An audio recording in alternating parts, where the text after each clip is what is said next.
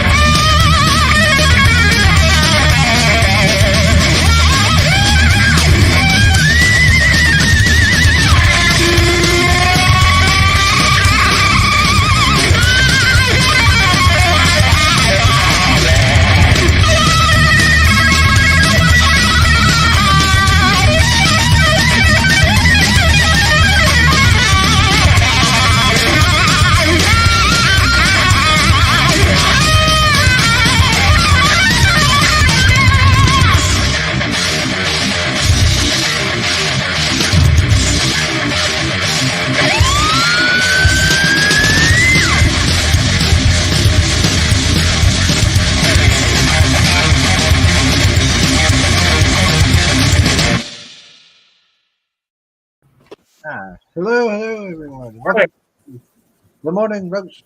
And you would expect me to be early today.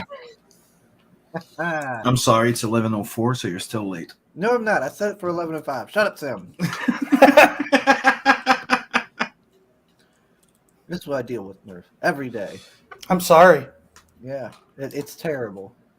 Terrible. For you. Yes, everyone. Feel bad for me. We already have. But I didn't beat Soul in here. He's already with us. He says, welcome to the morning roast where sugar doesn't need to be drawn into today's book because half the cast already looks like a power fantasy of him. Good morning, Chris and Murph and Chad. Morning. Oh, good to know, Soul. Yeah, so our guest today is Mr. Murph. And I seen you were on, I watched the show where you were on with Red. Mm-hmm. And so I got a little bit of an idea of the book today. But Sim said there just before the stream started that you were on his show as well. Yeah, I'm trying to get as many shows as I can. Doing like a world tour. Yeah, there's a lot of them out there. I know. Yeah. Dojo Kun. He recorded all of the ones he went on. He went on a ton. Yeah, I think he said like 80 or 90. I was like, good gosh, man. It helps though. I don't think I've had a show where I didn't get at least one backer for being on a show. So yeah, really it's good, definitely work. And to me, it not only does it help the book, I mean, it makes relationships, and people have been subscribing to our YouTube channel too, with me being on shows. So it's it's great. It's awesome. Oh, I forgot to put that in the description. That's as it say, Murph and Dirk. Yeah, Murph and Dirk duke it out. Okay. Yeah, I remember seeing it, and I was like, oh, man, I should put that in the description. Then I completely forgot. I knew there was something I was forgetting today. Gosh dang it. Yeah, but Soul's putting the link already. Thank you. Throwing that in there. Good job. Shadowhawk Bax is here. He says, hail, Sugar, Chris, Murph, and Sim. Hail, sir. Hello. Wait a minute. What? Sugar Rush guaranteed? I don't know about that. I don't want to, get too cocky here and be like, oh, yeah, we're going to get him all kinds of things. Well, we're doing really well. We're very, very happy where we're at for us being rookies, for people to trust us without us ever putting out a product yet. So, yeah, we're very happy. We actually just went over our goal yesterday. So we hit over 2,000. Yeah. So now it's on to our first stretch goal. So at 3,000, we'll hit one of our stretches, and we have some plans. So hopefully we can keep going to give people a lot of rewards. So, okay, a lot of days left. I'm curious. What made you decide to do a comic? I'm just wondering. It was really Derek, my illustrator.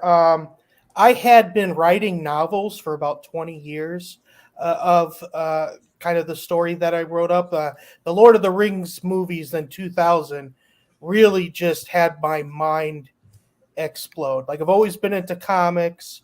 I felt like there wasn't a lot of fantasy. I guess I'd say I was more into mythology. I read The Hobbit. I never read Lord of the Rings, though, when I was in high school. I didn't even know it existed, which is weird.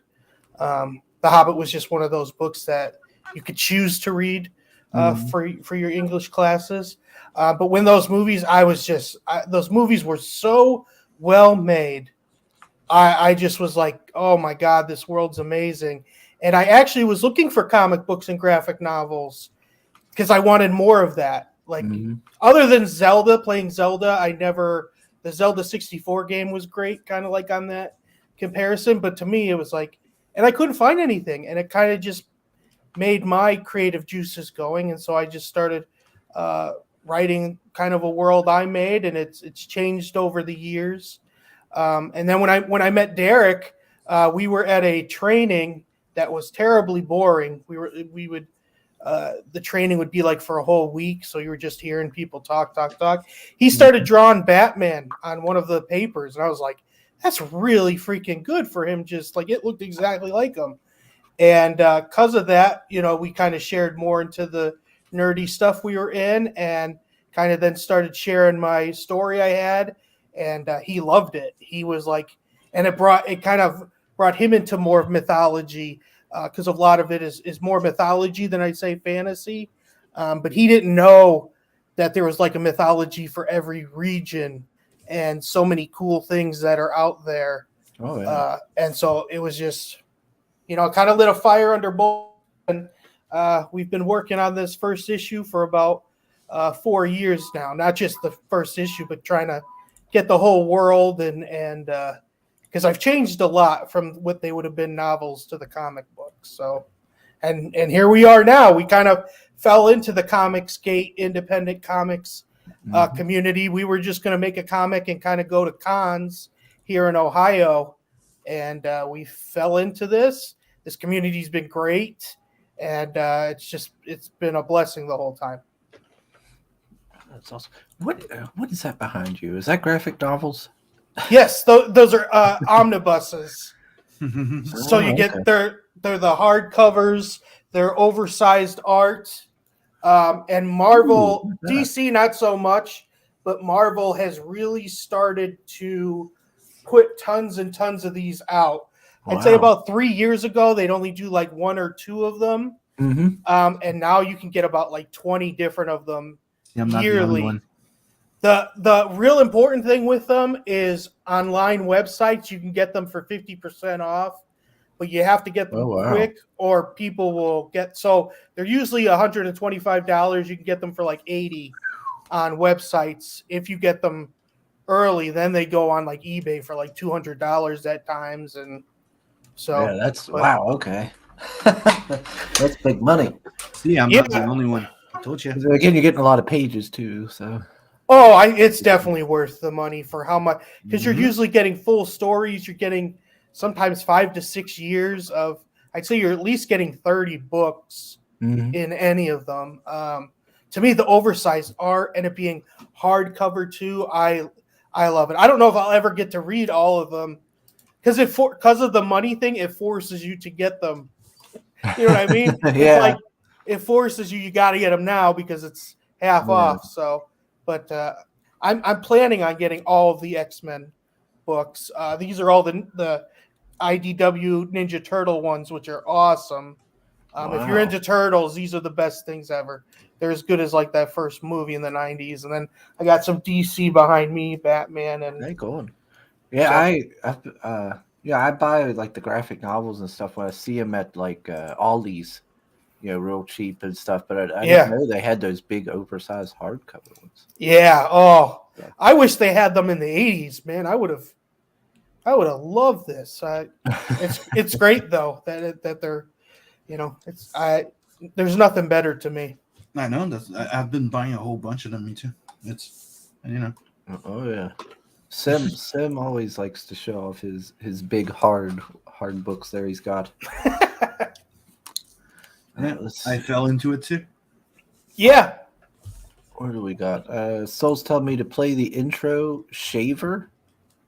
What? Intro equals trailer. Okay. Did you call me shaver? Is it because I shaved? Oh, okay. I'm glad somebody noticed. Let's see. Oh, you All shaved? right. I'll play the trailer. Thank you. Before the ancient flood, continents are connected, mankind is divided, and the celestials are perched in wait. Because of this, an evil force arises to conquer the earth. Mare and his small group of warriors encounter this evil and are thrust into a crisis that will disrupt the fate of humanity.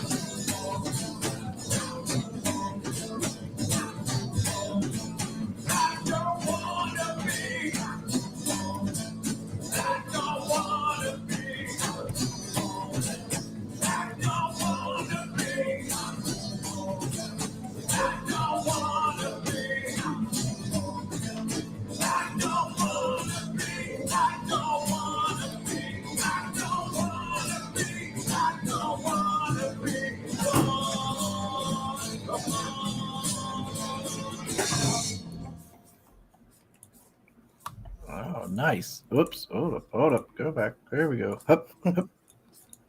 All right. Yeah, that's pretty neat. Who did the song? That's actually Derek's band, Ugly Tongue. Oh. Yeah, he has a band. They're actually going to do a live concert on YouTube March 17th, I think it is. It's March teens. I think it's the 13th. He's going to kill me that I don't remember it, but yeah, it's nice having that we have even our show. The beginning song is from his band as well, so it's nice having a resource like that. Well, yeah, it gives you something really unique that stands out in the trailer there, and on top of your book and everything. Oh Gives you yeah, some cool, interesting audio. Oh, we got Mrs. Good Stuff's here. yeah, it's good stuff. Hello. Who's the show? I was watching them last night. Let's see, Soul says to Murph, I bet Sim can give you tons of pointers for good high fantasy comics that omnibuses of. Yeah, he's got a lot of them. So, what would be considered high fantasy? That'd be like what, D&D? Oh, okay, yeah. Well, I don't know what Sim has. I have a bit of everything. He's got like a whole. He's got like a Like whole library. I bought the entire Kirby collection in omnibus. Nice. I also have the Walt Simonson Thor, the Orion. I also have a nice collection. Nice. Yeah. I'm a floppy man. Yeah. Outside of the tons of graphic novels I've got, I do have a lot of them, but a lot of them are from like Ollie's and stuff. Okay, yeah. Sometimes there'll be omnibuses cheap at Ollie's too. It just depends which ones you can find, but it does happen. You can get them. Ollie's will even get them down to like $40, so that's a really good deal. Mm-hmm. So telling everybody about Long Shadow that Sim's working on. Nice. Link. We already answered who did the music. Miss Goodstuff says I thought that was his band. Yeah, Ugly Tongue. Ugly Tongue. It's a heck of a name. Yeah, there is a reason for it. I think it means like people spewing out stuff, saying things about other people, which that's like an ugly. But they usually the funny thing is a lot of their logos has to do with like frogs, and they even did something where they all have like faces like lizards. They cartooned all themselves. So got an ugly tongue from licking all those tones. Yeah. Let's see. Yeah, they're good though. I've seen them live a bunch of times. Let's see. High fantasy is the stuff baked people read. Oh, okay. And then Mrs. Good Stuff says high fantasy would be using a joint for a bookmark. Okay. Oh, right away. Soul has the link for the Ugly Oh. Tongue music channel. Thank you. Yeah. All right. So let's see how many minutes. All right, it's been 15 minutes. Let's give it some time for people to get in here. So Sure. what is Ballad of Celestials about? So this is our world. This is pre-flood. So the world is just one continent, Pangea. The flood kind of separated it all. So basically, all of our ancient cultures, our mythology, that's what this is. I'm making a world mythology. Everyone, their kingdoms and tribes are so much closer due to it being on Pangea. So we're able to make up a lot of stuff, but also get a lot of help too from all the mythology. So I do say this is fantasy, but I would say more rather on mythology level. So anything you'd find like monsters, giants, hybrids, that's going to be stuff in this book. And so where this book picks off is kind of 2 generations ago, there was this evil force that kind of tried to take over the world, and all the, human kingdoms and tribes got together to defeat it. Now there was still some of these things that they made and that were still left over. So our main character, and he's not really our main character, it's more of a team book and will always be that. But Mare, who you saw, who's in the middle there, that's one of our team covers. Wait, what? Oh, wait, I went away. There, yeah. And there's a bit, if you go down, there's a bigger picture of that to see our 5 main characters.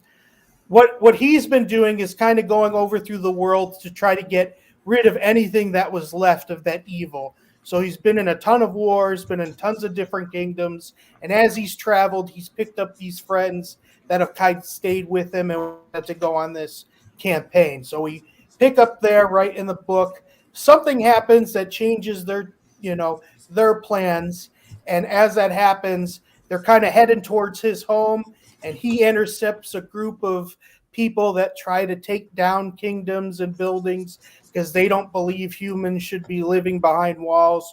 We should be living just like the animals do in forests and woods. And so this is a first act of 3 acts. So one part of a 3-part comic. So this is basically your first act, like a movie, a lot of action, some information, some comedy as well. But the 30 pages, you're getting hit with a lot of action scenes, stuff with monsters, stuff with battling people.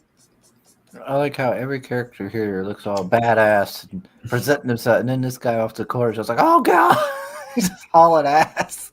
Yeah, that guy, that's Chiru, excuse me. He'd be like, if you think of a culture, it'd be from like Indian culture, not Native American, but from India. He's the youngest of the group. He's like everyone's little brother. Everyone loves him. His part of the team is kind of, getting food, helping with any injuries. He can fight though as well. He's basically all based on speed. So he'll go in and out. So that's why you don't really see him with a weapon. He does have some little knives that he'll use at times. But if you're going to say one of them's not a badass fighter, it would be him. But he knows what he's doing. Oh, and they really work well as a team. And then so Mare's the middle one right there with the kind of the battle axe or the hammer axe as you'd see it. And like I said, with this being before the flood, I believe they did have more technology than we give them credits. Like we're going to go over why the pyramids were built, the Great Wall of China, and even with his axe there, you won't see it in this one, but in the second book, he can actually put it apart and make it into 4 other weapons. It breaks down to be a hammer, 2 axe, and then like a pike. And he'll even use it as a pike when it's all together, as you can see. Oh, okay. He's your brawler. He's in your face. That's how he fights. He always wants to be up close. Below him is Sabra. He's the archer of the group because you kind of always have to have an archer. He's the one that's kind of watching everyone's back. He's usually not within the fight. He's usually somewhere that people don't know where he's at. And all of their weapons kind of are expressed on who they are. If you would think about it, especially back then, your weapon would be really an expression, not just how you fight, but kind of who you are as a person. So Saber's very glass half empty, pessimistic. He doesn't trust people easily, so he's much more of a lone type of fighter, even though they're a group. But he does watch all of their backs, especially even Chiru, if anyone's coming behind or anything like that. Then the big barbarian guy behind Mare, that's Adelburn. He's kind of your beast master.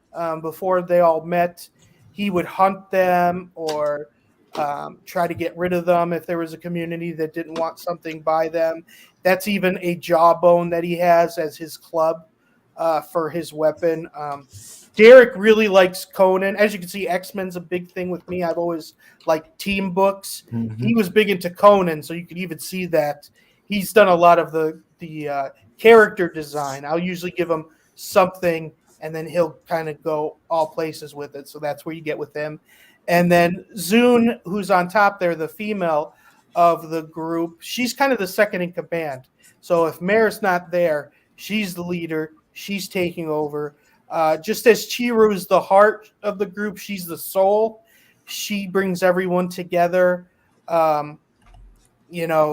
This world isn't easy to live in. You're sleeping on the ground. Food isn't easy, so it's very easy for people to be disgruntled.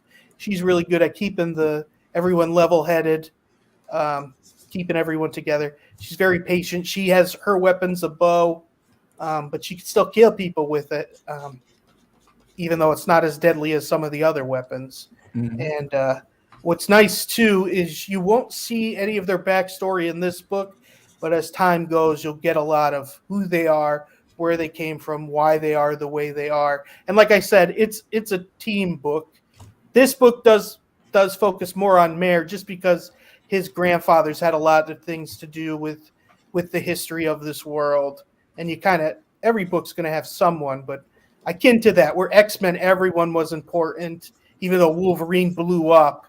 Storm was just as important, Cyclops, Nightcrawler. Yeah. And so that's how these will be, too. Everybody had their place in the team.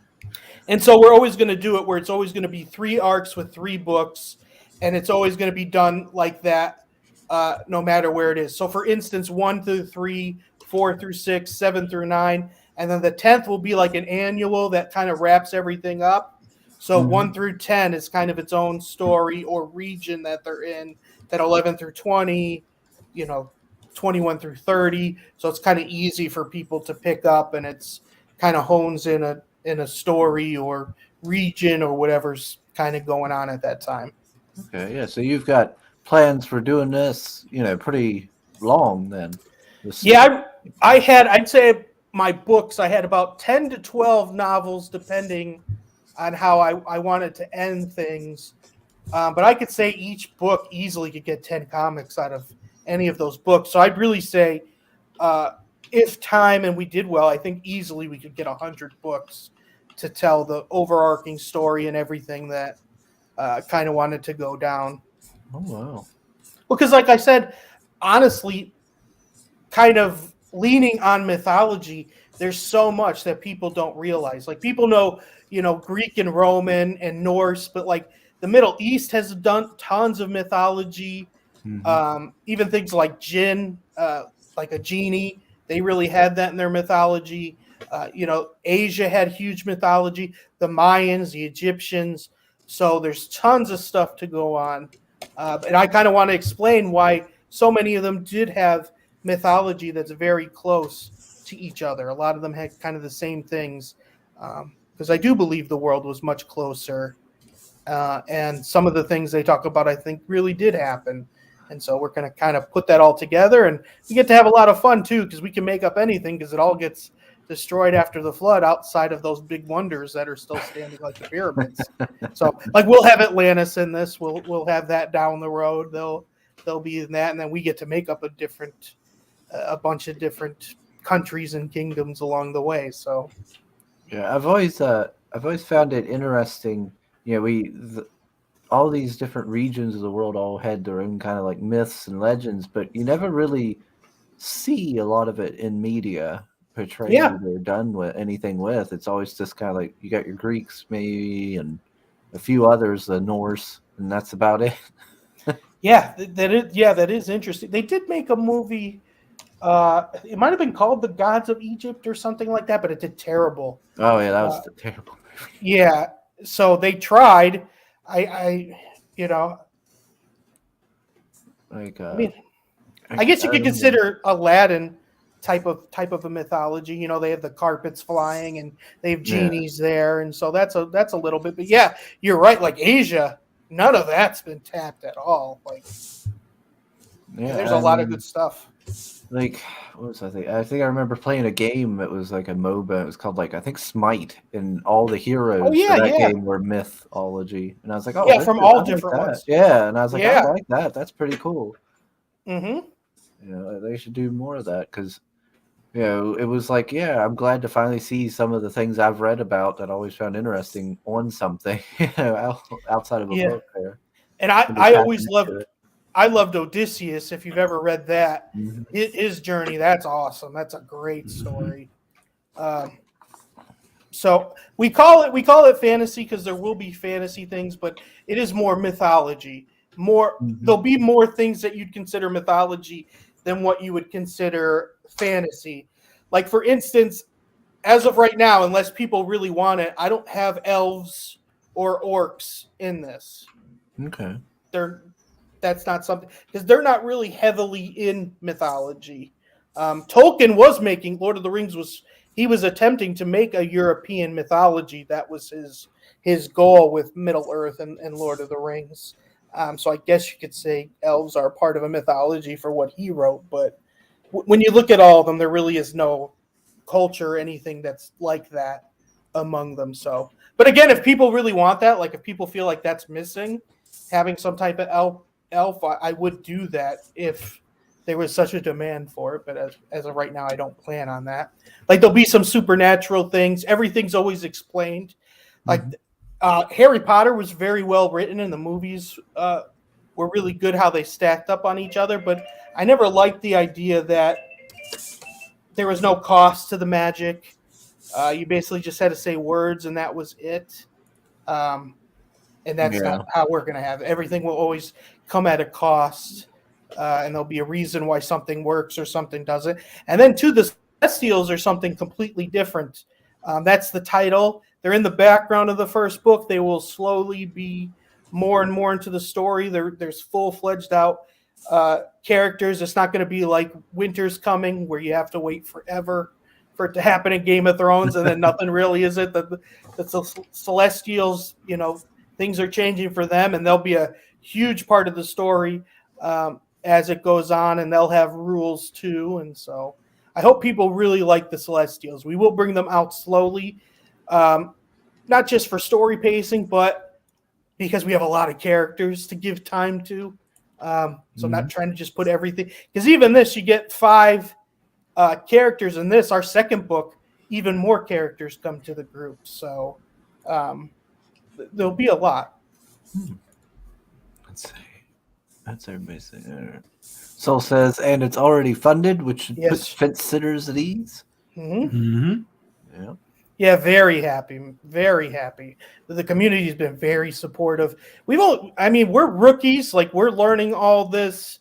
Like we've put time into the comic, but learning how to do a campaign, how to do a YouTube, like even the trailer, we got that done like a week before because it was something we didn't even think of. It's like, okay, we got this going, we got this. Oh, we didn't do a trailer. Holy crap. We got to get that. You know what I mean? Like you just don't think of things and Yeah. mistakes that you can easily make. And, but it's, even with all the work, it's really fun being in the community. It's fun having our own YouTube. So, we've been very lucky. We're very happy. Let's see. We got Rick Saylor joining us. Hello, Yep. hello. Hello. Johnny's with us. So Johnny's What the hell does Nice. Johnny want? Says, well, then I'm making it an all you can eat. Wait, what? All you can eat weed buffet. Oh, no. He says, no love for Yu-Gi-Oh! Dim Egyptian gods are all there. Oh, wow. Good point. I forgot about Yu-Gi. I don't know. I know what, because it wasn't it a card thing, Yu-Gi-Oh? Like Mhm. a monster card type of thing. Yeah, the I card didn't know that game. was based on Egyptian. Oh, that's interesting. Yeah, they had the Egyptian, they had the Egyptian god cards that you could play. But yeah, like Yu-Gi-Oh! Yugi was possessed by uh, like Egyptian pharaoh's spirit. So he would like be like a normal kid, and then when he would start to do his duel or something, he'd change and his personality would get different because the Okay. spirit was taken over him. Was it only Egyptian in Yu-Gi-Oh? I think so. Okay. Yeah, because they all had like these Egyptian items and stuff. Like, it was all like Okay. a whole The thing. Egyptian eye. Yeah, there was like an eye and an ankh and the pyramids and stuff. Okay, cool. Let's see. I caught up to everybody. I think I have. Yeah. Yug. Oh, Joey. But gosh dang it! Now I forgot what I was gonna say. I got distracted by Yu-Gi-Oh! Damn you, Johnny. Mythology, pre-world before flood. Well, what's this creature here? He Uh, is going hard into this. He's in like full berserker mode. Like, Yeah, and there's a reason for that. You'll see in the book why he goes a little nuts onto this. So again, this is kind of a creature that's left over from that war. They're trying to kind of get rid of all of those. So this was something more made, but not only they're after this creature, but there's a revelation from killing it that kind of changes what they're doing, and a big revelation that kind of changes their world and kind of ups the stakes of everything that's been going on. So it's definitely a big part, but you'll have to read it to see what that's about. And you can kind of see a little later in the book, as they're kind of going on an adventure, a journey, they're having an argument on where to go, what to do next.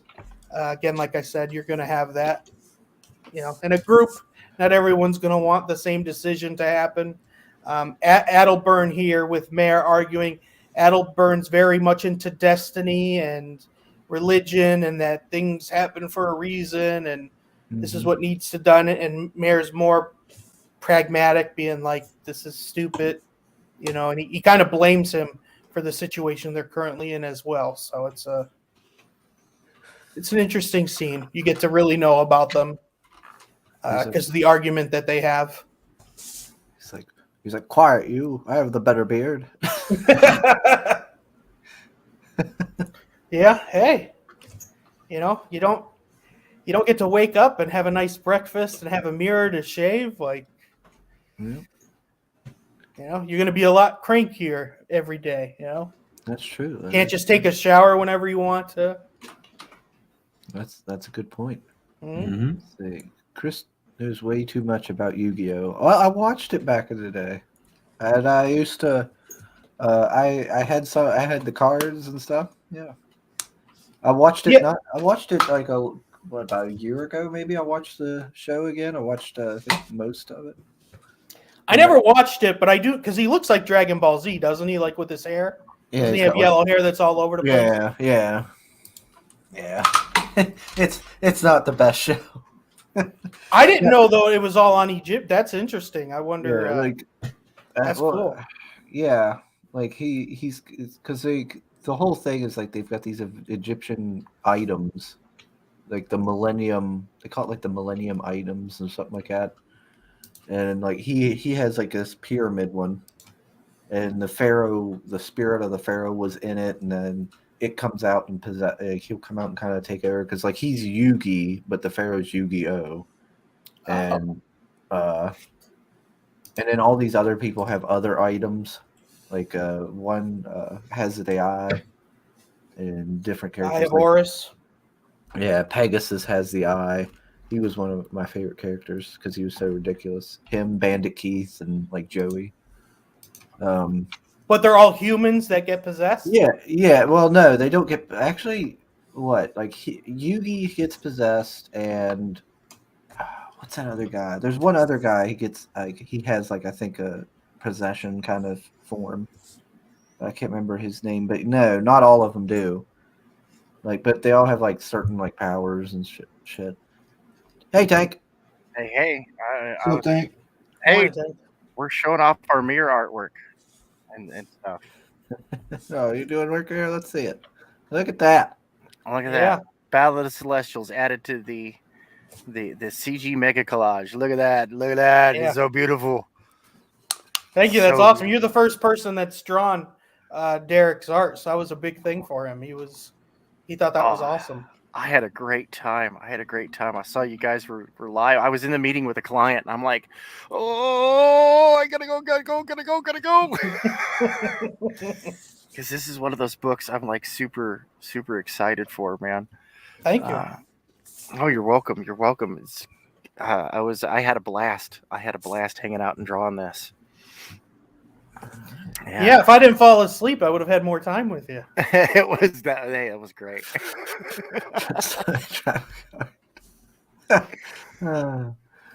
Yeah, 'cause you were on the stream with Derek for what, like 5 hours? For Is a that how while, long you were there? yeah.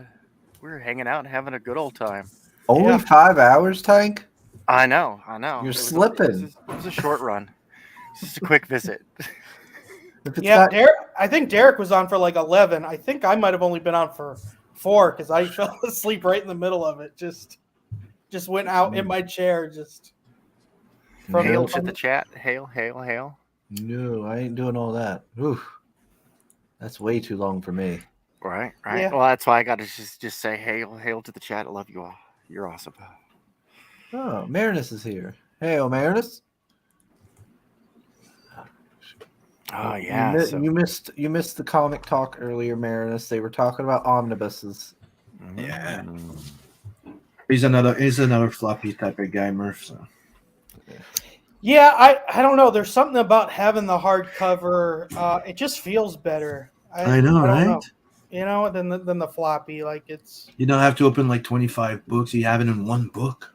Yeah. Oh no, I know. Seriously. Right. And especially since most of them are in order. There are some, like there's some omnibuses that's a event, and some of them they've done it where it would just be the event book, and then all the tie-ins after that.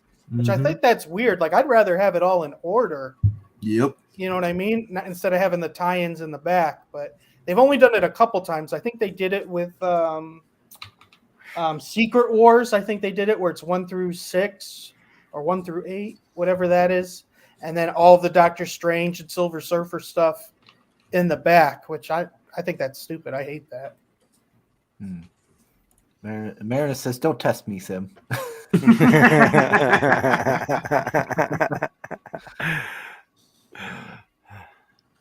Oh, we got a fight scene. Yeah, this is what I said. This is where that bridge kind of goes to Mayor's home, and they're intercepting this group of bandits that are here to, just destroy the place. So they kind of get right into it because they know, they're going to do what's right. And they did some damage before Mayor's group got there. But as you can see, there's a bunch of them, and they're just going to take them all on. And that's why you only see 3 of them.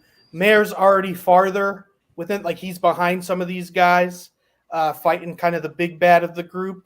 They're big bad. He really isn't part of the group. He's kind of just crazy, and that's why he's with them. He doesn't have like their beliefs of, getting people to live outside of boxes. But Ticky tacky. Yeah, he's there though to just start shit, put things on fire. So start shit, get hit. Like this poor fella did. He got the big bonk. Yeah, he's not getting back up. That's you get hit by that thing, your brain's jiggling in your head after that. So your brain is mush falling out of ears. Let's see. We got Pops. Hey, Pops. Yo, So, Pops. yeah, I'm on with Pops later tonight. Oh, nice. Let's see. Soul Sister, don't gang up on Marinus. He's just a floppy guy, especially with Mhm. spicy chip challenges. Can't help it. Poor Oh, Marinus. dude. He did that? He did the spicy chip challenge? Yeah, he did.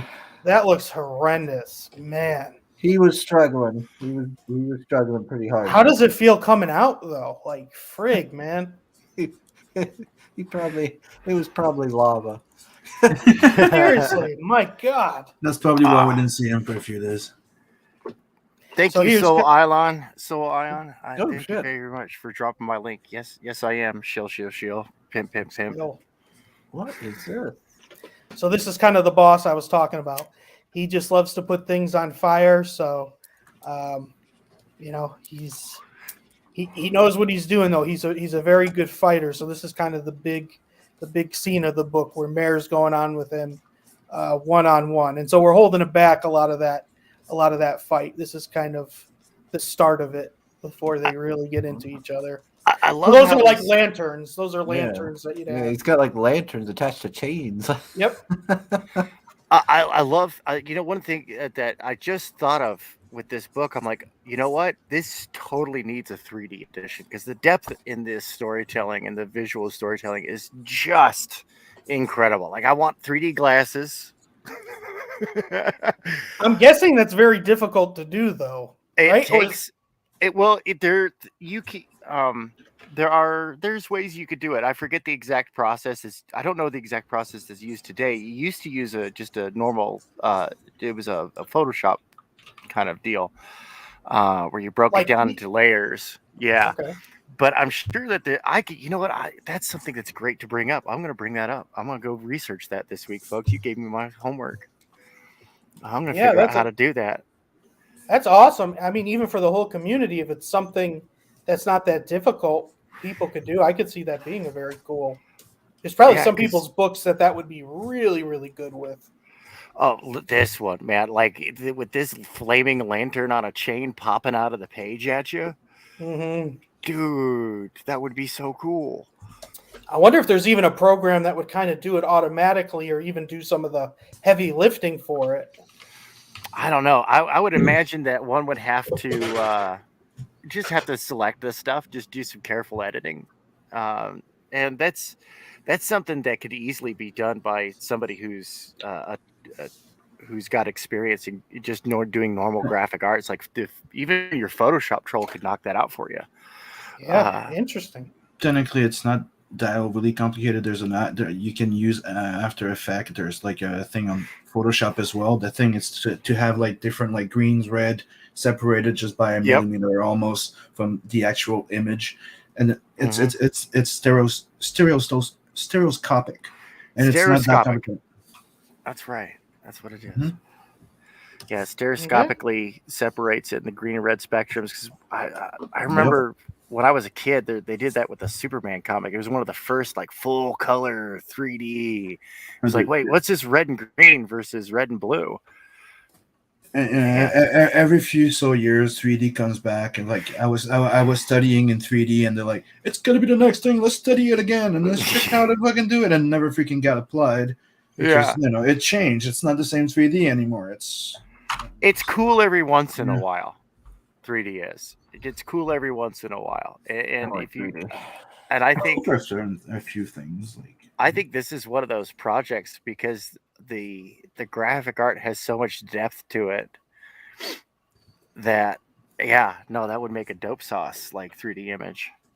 We had a bunch of ideas to do stuff, but everyone we talked to was like, your first book, make it simple, make it easy, don't have all these add-ons, so probably at our third book where this whole story gets together, we'll probably do a couple editions. I wanted to do like a Celestial edition that would have changed a lot of the art. Maybe do, like you said, a 3D edition too. That does sound really cool. For real. I think that would be a lot of fun. Yeah. What would you say the age rating for your book is? I'd say PG-13. There'll be violence, but outside of violence, I don't think. I mean, as it goes, we are going to deal with like racism, so we'll have some probably pretty heavy shit to say from culture to culture. but which I think is good. Like I think that's Well, that's it can be something very that funny and happens. very. It's something that happens. You know, Right. Yeah. Well, I it mean, happens. that's how countries were made. You know what I mean? Like China right. had Chinese people in it. That's Yeah. how it always was till modern day. Honestly, when you Mhm. think about it, Oh, you know. yeah. No, they're still pushing for Han supremacy in China. Yeah. But I don't want to talk about the Olympics. Dun, dun, tss. Oh man. Pop says, "Hey, you guys are hiding a tank under there." Oh, that's right.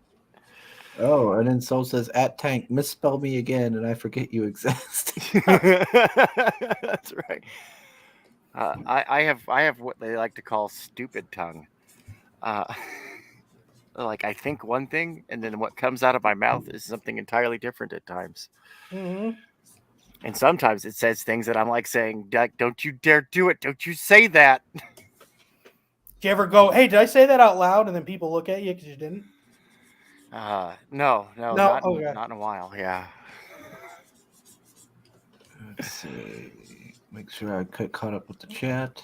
Yeah, I want to see this. I want to see this project make money. I want to see you guys get invested into. Thank I you. think this is something. I think you got something here. And Yeah, I like. all the money we get, we're just putting back into it because we have so much story. It's just Derek did all the illustration himself, did all the inking except for 2 covers, and so we'll probably try to get a second illustrator to just turn these out quicker than what we have. That's the goal. Yeah, it makes sense. Yeah. Get them out quicker. We got a wraparound cover. Oh man. Yeah, that's our wraparound cover. Nice. That came I out love it. great. Yeah, our colorist, man, he knows exactly.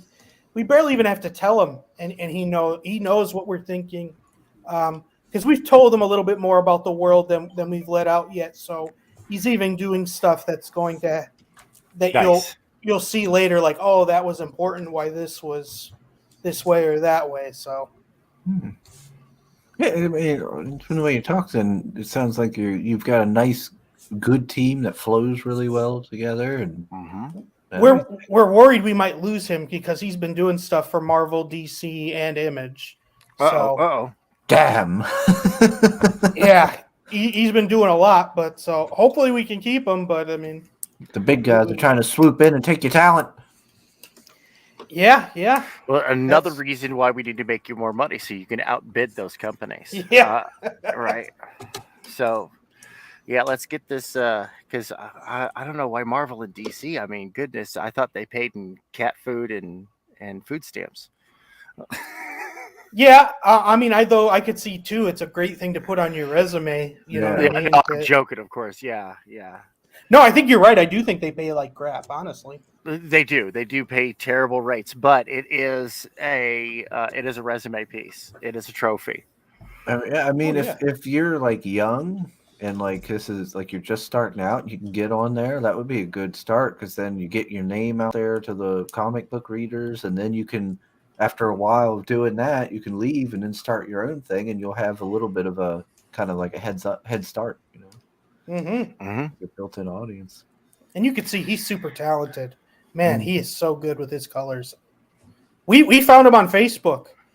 No one gave us anyone. We were looking, and what I really liked is looking through his stuff. He did a comic for the Lego figures, and I was like, there was this scene where it looked very dynamic for Lego figures, and I'm like, man, if his colors make Lego figures look interesting, then he can do anything. Because I mean, they're just blocks. There's nothing more to them, and his colors still really brought them out. So. Soul says to Murph, just treat him better than the big 2. Don't mess with his stuff. Don't underpay, etc. Yeah. Yep. Yeah. That's what we got to do. He's been great. He's been timely. So, yeah, we usually give him about 3 pages at a time as what we've been doing. Okay. Nice. I tell you, the chat today has been very nice. It's nice. weird. What is going on today? Probably a lot of people have off today for President's Day, right? Could be that. I'm in a better mood. Well, I know, then again, Pale Rider ain't in a chat either. Some of our usuals ain't here. That's true. Stirring it up. Yeah, like normally I've already been insulted multiple times, and Oh, okay. they're going after everybody here, and they're all being nice and polite and complimenting Murph. Maybe it's just you, Murph. Maybe they just like you. I don't know. What's Are not you to like? are you know, getting what's- worried, Chris? Yes, a little bit. I don't know what's going on. Like, well, what's going on? What are they up to? I feel like there's going to be something bad's going to happen. Like I'm going to get like Pale Riders popping up out of nowhere with some shenanigans. Shenanigans. Shenanigans. So yeah, so now we're on to our first stretch goal, the 3,000. So this will be a metal card, and the cards actually play a part in the world. Not like Yu-Gi-Oh! It's kind of a side thing, but it is something that we hopefully down the road will have like a little card game that people can kind of see how they work in this world. Compared to what then they can do with this. And so with it being metal too, it's a special card where the character then has more armor with it being metal. So this is kind of the first card you can get, and down the road this will be a hard card to get. We're only going to ever put this out in this campaign, and for that game down the road, no one else is going to have it. So it is a thing to get if you're into card games, if you're into things like that, or collecting something that's a little bit part of this world. Yeah, I mean, Like I said, that's a good idea. That's what we like to call integrated branding. Mm-hmm. That folks, this is some advanced kung fu. And it's beautiful. I love that stuff. Like a great example of that is dwarfs versus lion. Yeah. Oh, like man. that. Talk about integrated branding. Genius. Just absolutely brilliant. Absolutely brilliant. It's clown shoes. I bought into it. I bought into it like right before my daughter had to go to the hospital. It's like, oh geez, man, you're kidding me. I want to buy projects. I don't want to be like pimping. That sucks. Yeah, well, dude, and great buy-in points as well. And I love this kind of stuff, dude. Like that's the type of stuff, like a metal trading card. Why? Because she's all fully armored. It's metal. Get it? Love it. Yeah, we have some ideas with cards down the road too that will influence the character and what you can. And you'll see in our first issue, you will see cards and the little influence that it can have on the world. So, yeah. Well, I collect cards from I think every campaign I've backed that had a card available, I got the trading card. At least one of the trading cards. And I've got a nice little collection going. And I love that. And my favorite cards are the ones that give me additional data that I don't get in the book. Maybe a little bit of exposition. Like, you want to do some exposition? Here's your opportunity. You could do a little exposition right there. Why? Because it's a fun fact that readers of the book don't know, but you do. Look how exclusive you are. I love that feeling of exclusivity. Well, that's what I tried to do with the card and the postcard. Like with Delson and Adverse, the postcard is a memory of Nat, like in the past that you will not see in a book. Like in that one, it's you see his robot dad holding him by the his pants because he's been a bad boy. And then what I did with the card was previous concept art. Oh, cool! Beautiful. I'll start with bullying now. Oh, are we allowed to be raunchy here? Go for it. Yeah. Let's see. No one mentioned the red dress yet. That's why it feels like that. I can roast Sim if you want. Please do. Please do. Yeah. There we go. Thank you. It has to do with the intro with the bearded women or the men in dresses, whichever it is. Has to do with Chris in a red dress. Yes, you're right. Yeah, oh man. Yeah. Let's get a sugar rush. Let's get some backers on here. Lady in red. It's a goodie. It's a classic. You've heard it before, but it's a wonderful story. Folks, let's get a backer in here. Go tell a friend right now about this amazing campaign so we can get the story of Chris in the red dress just for old time's sake. Because unless we get a backer, it ain't happening. Yeah, it's not. Oh, I want to hear the story. Well, I know. We got to get a backer in here. That's how this happens. that's how it works. You If want not, a sugar? I get the nice and peacefulness of not having to tell it. That's right. That's right. Is it one of those that every time you tell it, something gets added, or no? No. I'm It's he's just got to. deal with the embarrassment. Yeah, it's an interesting collection of stories where. And now you get to pick the story you want. So you have Pretty in Red, Yeah. right? You have What's in the Box, Mm-hmm. and what was the name of the other one again? I forgot. What's in the box? And what was Chris ain't gonna help you. No, oh man, I'm sorry. I'm drawing a blank. It must not be that good. It must not It be as was. good as It the was. other. Yeah, we'll just forget the third one. It just never existed. And we'll move on. We got Pop say Murph is hashtag Hat Club. I don't wear a lot of hats. I wear a lot of I wear older hats like bowler hats and stuff. If I'd wear anything, I have one cowboy hat. That's about it. I don't wear normal hats. We got that great duo of good stuff and Miss Good Stuff. Mrs. Good Stuff. We got out there. I think somebody new here. Keeping it geekly. Hello. They say they came here from from Pops.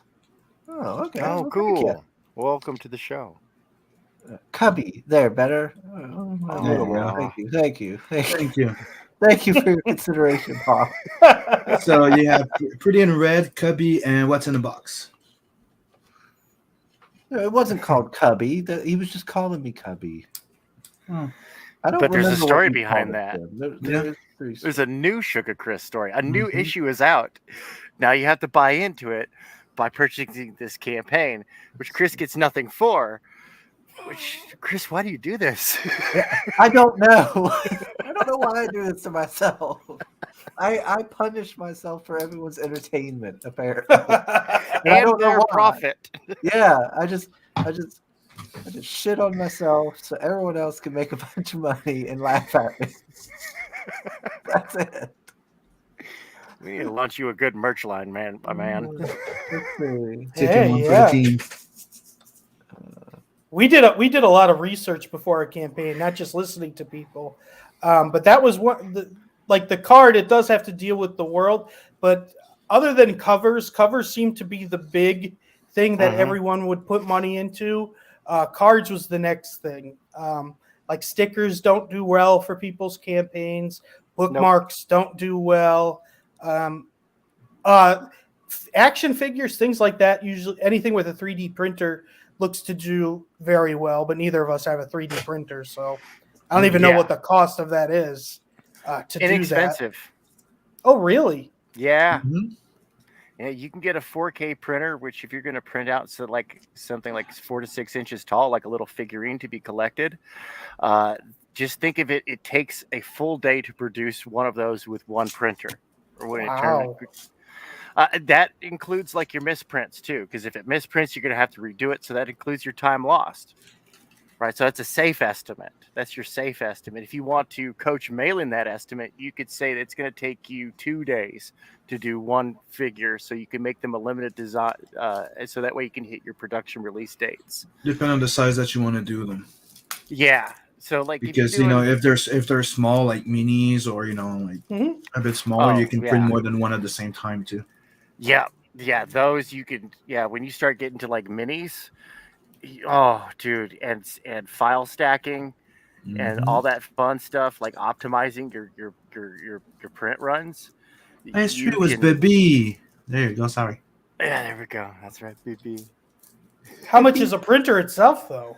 $600 for a quality printer. I thought it would have been like 2,000-3,000. Wow. You can get one at 300, around 300 US right now.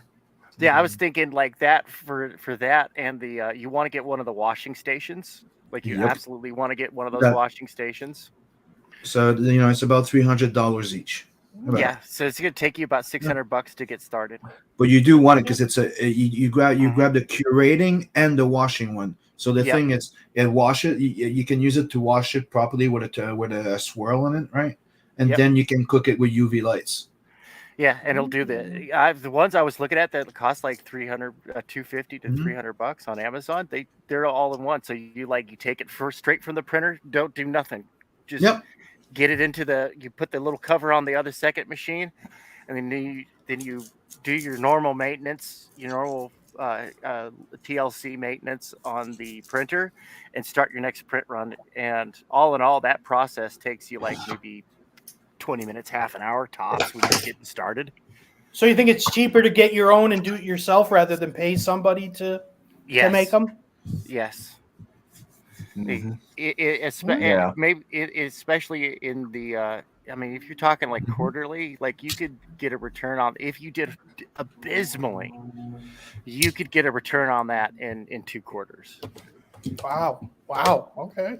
Yeah, you Something to could look start down the turning a road profit then. on that. Wow. Yeah, this is something, and I encourage this type of stuff because the world of Mhm. comics is so small. It's a Yep. wonderful, magical place like Tahiti, but it's so small. And folks out there, they want games, Oh, cool.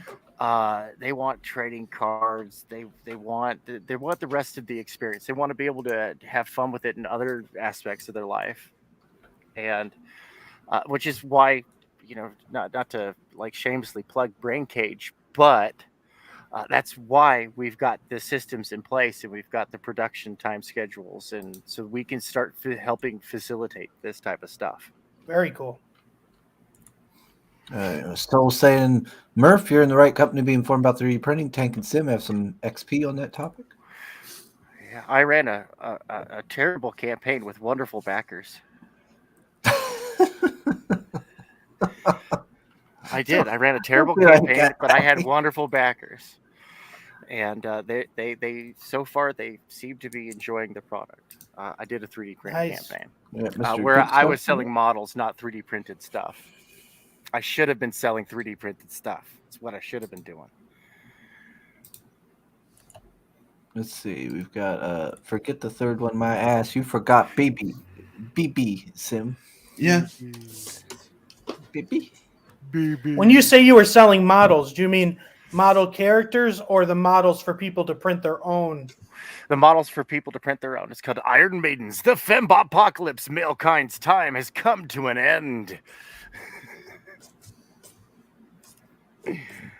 Yeah, it was fun.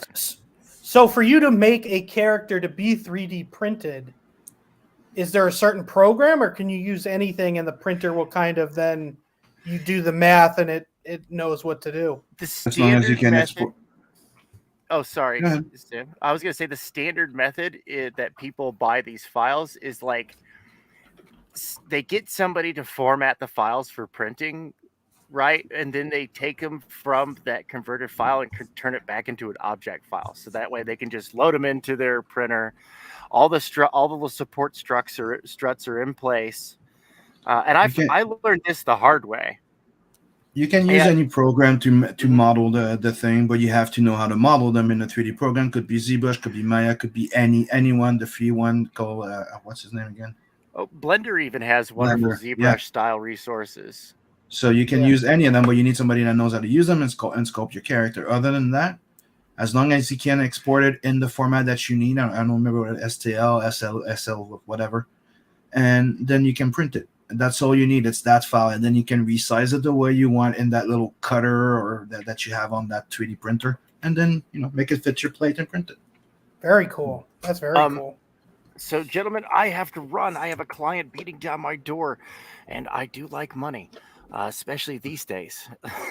Money Yeah. is good. Yes. Yeah, So, money's great. Yeah, make sure everybody out there backs Ballad of the Celestials. Let's get Thank this you. campaign. Before you go, Pops is saying Tank Twitter DMs. Roger that. I will check that as soon as I'm out this next meeting with the client. I'll get to you, and I'll get to a couple other people. Thank you very much for your patience and your patronage, and I'll see y'all later. Yeah. Later, Tank. Tank's a good dude. All right, let's see. Yeah, that was awesome that he was on our stream that long. We had the day after we launched, we had like 11 or so hours of just streaming. We got a lot of backers through it, but Tank came on and then I fell asleep for a couple hours during the stream. So Oh it man, went a lot. I would figure, yeah, that would be exhausting. Gosh, 11 hours. I've seen him go on for like 10 at a time. Like, I mean, oh, how do you guys do that? Like, I feel like I would just be like exhausted. Well, I couldn't after because we went on Bancroft for our launch, and it went really well. And so I couldn't sleep that night. I was on such a high, like we did way better than I ever thought we would have, and I couldn't sleep. Like, and so the next day I crashed. Just Yeah, I think what was I saying? Oh yeah, if I were to drink coffee, I think I could do it, but outside of that, no, I couldn't make that happen. Let's see. Oh no, Vossen. He says, I really hope I'm saying his name right, or Vossen. How do you say it, Sim? Boston Cassie. Vossen Cassie. Okay. He says international shipping was a bit painful. $35 for a 50-hour book, so he backed digital for now. Spill it. Yeah, thank you. Yeah. Thank you. I mean, that's the reason we did the digital, because the shipping is just outrageous. It sucks. And two, when we actually ship them, who knows what shipping costs will be at that time too. We heard so many horror stories. That was a big thing people were helping with us. They're like, get your shipping right because you will eat it if you don't. Oh yeah. Mhm. Yeah, you'll take a big hit if you don't. Yep. Yeah, let's see. Okay, there. And the prices are still going up. I know. God damn it. Yeah, I had a dream the other day, Sim. What? And apparently I'm being affected by all this talk because the dream ended up being in like Nigeria or something. And I think you were in the dream.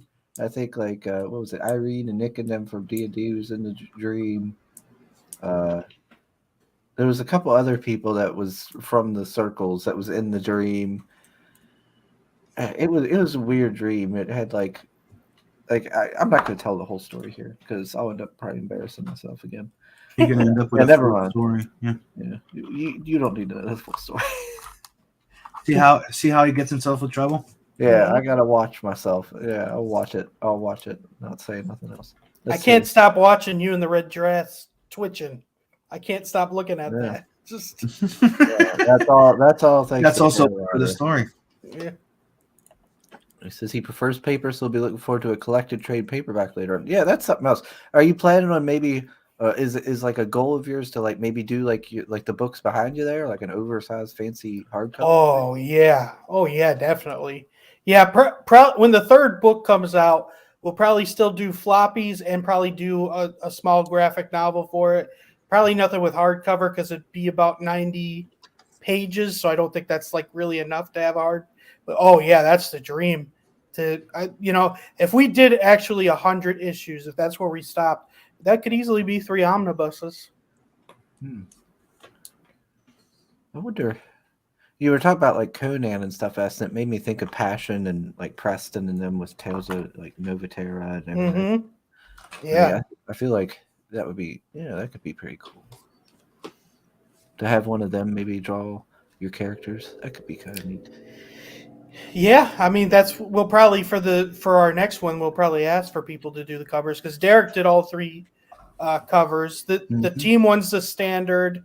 Then the one with Mir fighting the Beast, that's an homage to Captain America fighting Wolverine, and then the wraparound is kind of like the end battle of this book, and every cover actually happens in the book, like this scene, but just like in a different way. We didn't want to false advertise.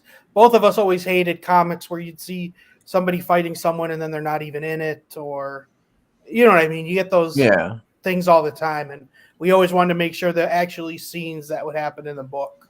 Mm-hmm.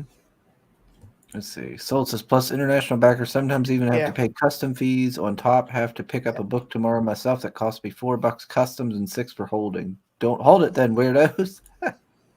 All right. Gosh, I'm gonna have to tell a story. Every time they do this, Murph, they do this. Like, oh, it's a new person who don't know the stories. Oh, let's just do it to fuck with Chris. I understand our chat. There's always things now they mention about me that I didn't. It's a huge. They all think it's funny. I didn't know Kmart blue light specials. They all think it's Mhm. hilarious. So that's brought up every week. And when they find something and they never let it go, it's there Oh. forever. So Oh, great. Here's Johnny. What you want, Johnny?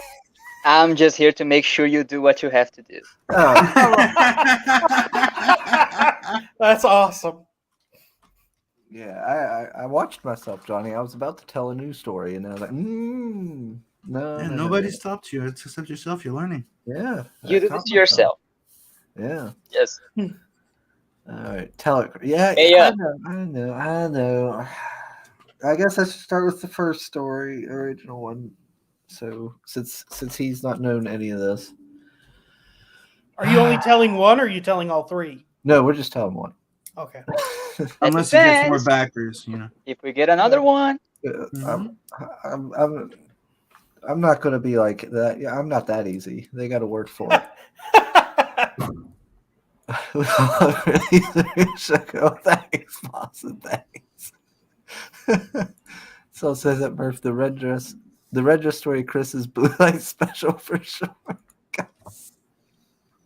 All right. So I used to work for Walmart. Back in the day. I've always worked overnights. Yeah, that's what I did too for stocking. Mm-hmm.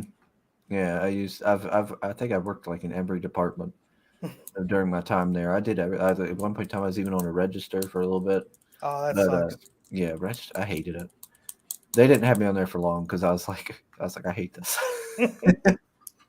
But yeah, and this was like back in the day when they were still open 24/7, and everything. A lot of crazy shit went down there. I even had a rotted cantaloupe explode on me. That's awesome. Yeah, that was awful. Yeah, I It worked was- at Walmart for a year, but what was awesome was Black Friday. Working for that Mhm. third shift, people were just standing around these boxes of things and didn't do any work that night, just watched the madness. Yeah, I worked for it. I was there for 4 years, a little over 4 years. So yeah, I dealt with the madness quite a few times, and oh yeah, watching people fighting each other, beating each other up Mhm. just to get stuff, Amazing. trying to wade through the bodies, and you're like, okay, everybody, don't, we're just holding on, and then like they just like surge into you, and you're just like trying to get out of their way because like they're just not listening and they're just ripping things apart. Mm-hmm. Like, good lord. People are crazy. But so when I was down there, does that remind me? That kind of reminds. No, Chris, don't tell any news stories. No. All right. So I worked down there as a stalker, and one of the times it was Halloween because we had a lot of ladies that worked there, and they were always messing with my hair, messing with other stuff, So they wanted me to dress up as a woman for Halloween. And so I was like, all right. So I'm they got me a red dress. That was it? You were just all right? I was No. like, darn. Yeah, that was it. It didn't. It didn't really take a lot to convince me because it was like they all wanted me to do it, and I was like, well, Maybe all I right, have a if it makes shot. them happy, And cause I got along with all of them, and so it was like a red dress. They put like the hose stuff on me, on the legs. Did you shave your legs? No, I didn't go that far. I had the hose. They had high heels. My hair. They did my hair up. What else did they have me do? Oh, I wore a bra with stuff in it. All kinds of stuff. They had. Did me you feel do. pretty? Oh, so pretty. Apparently, I was. But so I had to work in it. I had to work in it. Oh my god, in throughout high the whole heels? trip. Frig. And and at the time I was working in grocery, and we had a truck on top of it. So we pulled the skids out on the main floor there, in front of dairy, and we was down stacking them. and I was bent over doing something. And apparently, a guy came around and stood there and was staring at my ass. That's awesome. And then I got up and I turned and looked back, and I seen him back there, and he seen my beard, and he was like that, and made this face and took off down the aisle. And I heard about it from Carolyn later that he was like checking my ass out real hard. I was like, oh my god.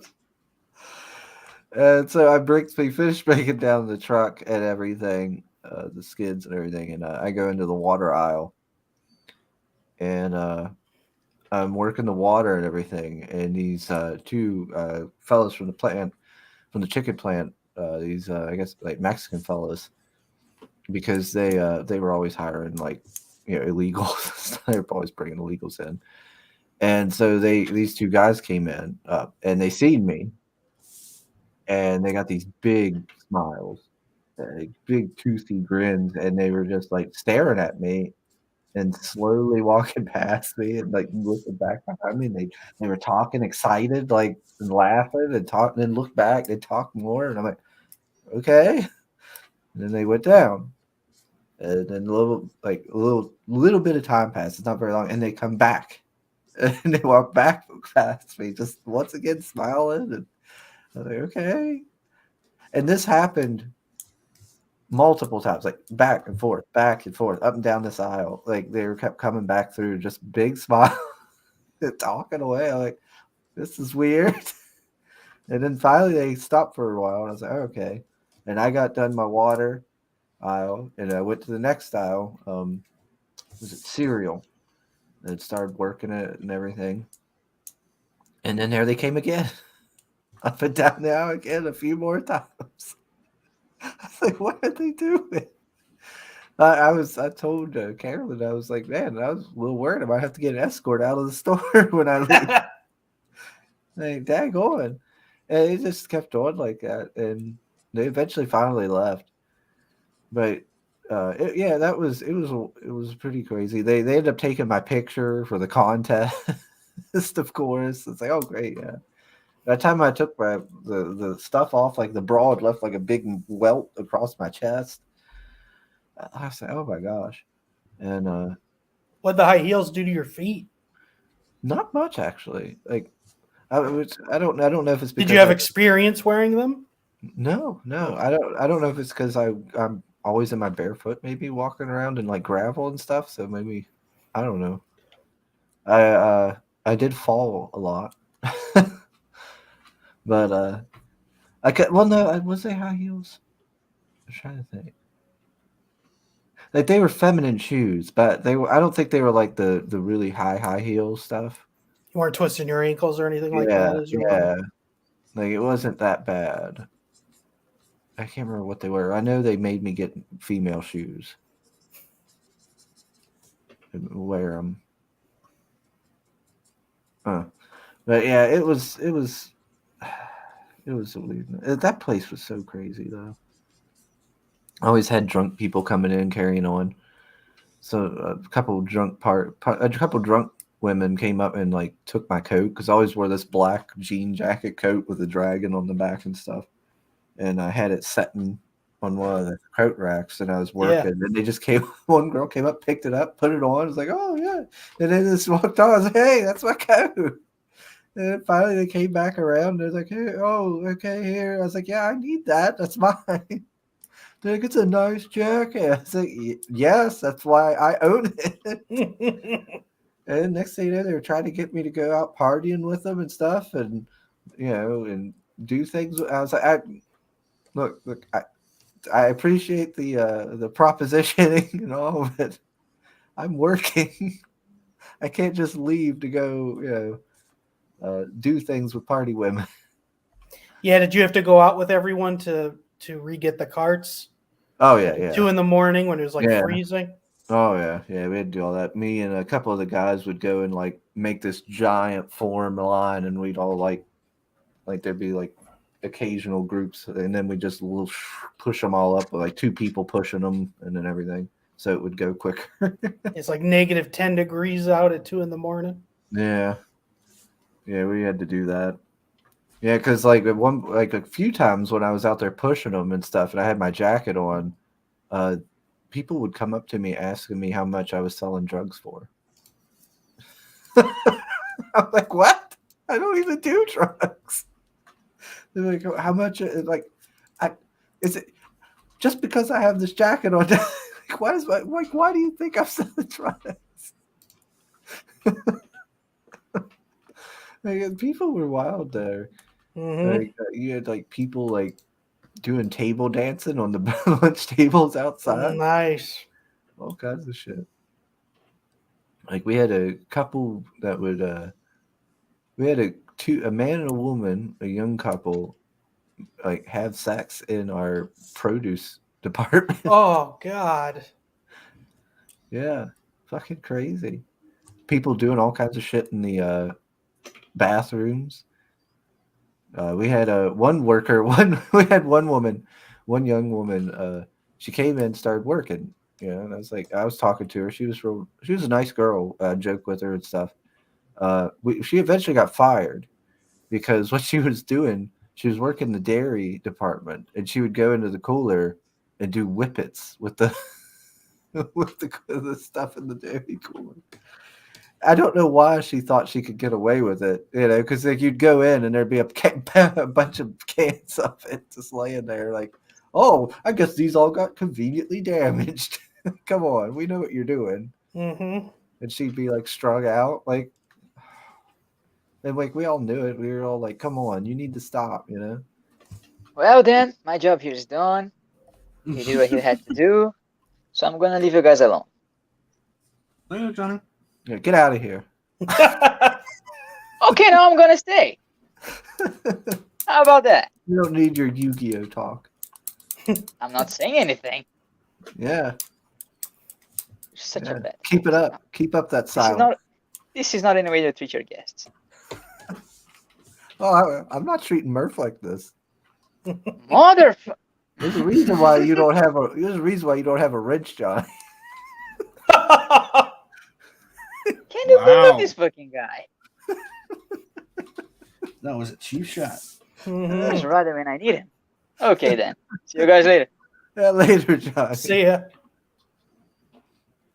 High heels confirmed. Murph asked the right question. Female shoes all look alike. That's why you only need one pair. It's funny. Yeah. Chris had a gang membership jacket, apparently. Yeah. Maybe I looked like somebody around that. Well, you said there was a dragon, so that's probably what people were thinking. I don't know. Let's see. Johnny ain't here no more. He says, Johnny, I just realized that you could voice the Mexican Christmas red dress story if that's not too inappropriate. Man.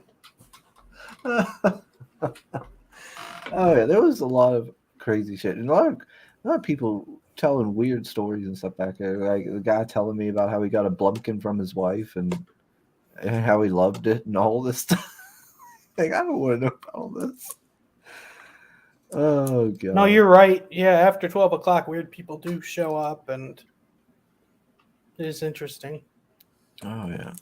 There's all kinds of crazy stuff happen there. There's a lot of stories I have from that store that I probably haven't told. But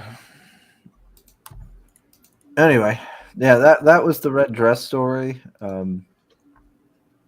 Yeah, there's other stories, but no, I'm not telling you. I just like that they didn't have to convince you to do the red dress. They're like, we need you to wear a red dress. Okay. Mm-hmm. Yeah, it was it No didn't- biggie. Yeah, they didn't take a lot of convincing. Well, I was young, a lot of ladies were, telling me I should do it, so I was like, well, I mean, okay. Like I said, maybe I have a chance with one of them. Or all of them. Well, some of them I was really close with, Carolyn and Sharon and stuff. Was this during the time I was dating Sharon's daughter? That might have been that too. I think it might have been during the time I was dating Sharon's daughter. Did they do your nails too? Did they? No.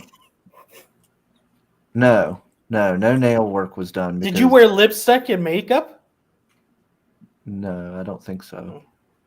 No, because I would have. Yeah, it would have to be stuff I could get off of me. Remove easily. After work. My dad. Oh Lord, if my dad would have seen any of that, he would have beat me into oblivion. Oh, he was like, "What the fuck? What's wrong with you?" He lost his shit. Let's see. But oh yeah, I'm not telling any more stories. I'm done with the stories. No more. Nobody else is getting it until I forget one day, and then I tell another story. And you probably will. You almost did again. Yeah. Yeah. How did this even come up for people to know about it? Like, were you guys just talking? You're like, oh yeah, one day I wore a red dress. Whoops. And then you had to tell, like, well, how's that even come up? Let's see. The Sugar Chris name came from. Let's see. That came from having Anthony on, Mr. Figaro, and he was talking about peaches and stuff. The guy Peaches.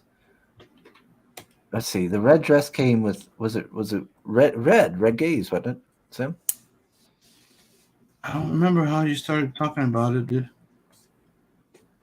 Yeah, it was. We had Red and Vinny on, and we were all talking about all this different stuff, and it just kind of just came out, and then I haven't been able to live it down ever since.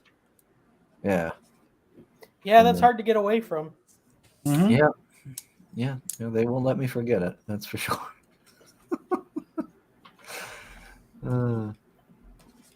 Let's see. So getting laid by wearing a red dress isn't the story arc here. No. I was one of the women I worked with. I was actually engaged at one point in time to her daughter, so that might have been also during that time period, which might have influenced it. Because she encouraged it too. Yeah, I think that was it. I think that's why I accepted so easily.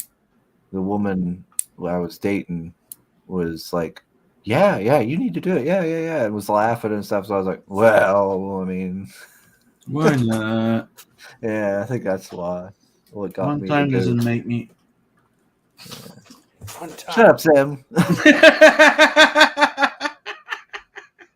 Let's see. Chris used to use the name Kino Subway, or was it Kino Sabi? It was a Kino Subway. Yeah, that's my gamer name. Yeah, Kino Subway.